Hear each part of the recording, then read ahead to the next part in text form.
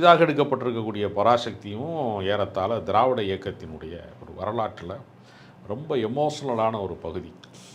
அதுதான் எடுத்திருக்கிறாங்க. ஏன்னா ஜல்லிக்கட்டு போராட்டம்லாம் ஒரு லேசான தடியடியோடு கலைக்கப்பட்டது. இந்திய எதிர்ப்பு போராட்டம் அப்படி இல்லை. நூற்றுக்கணக்கான மாணவர்கள் சுட்டு படுகொலை செய்யப்பட்டார்கள். இந்திய எதிர்ப்புக்கான அந்த அரசினுடைய ஆணையை தீ வைத்து கொளுத்தினார்கள், சிறைக்கு போனார்கள்.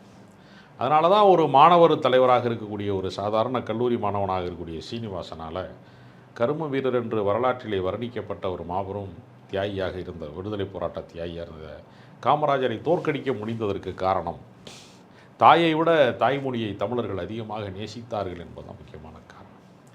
அதனால் ஜனநாயகன்கிறது ஆல்ரெடி ஏற்கனவே தெலுங்கில் வந்த திரைப்படம். அது பாளையாங்கிற ஒரு பாலகிருஷ்ணன் நடித்தது.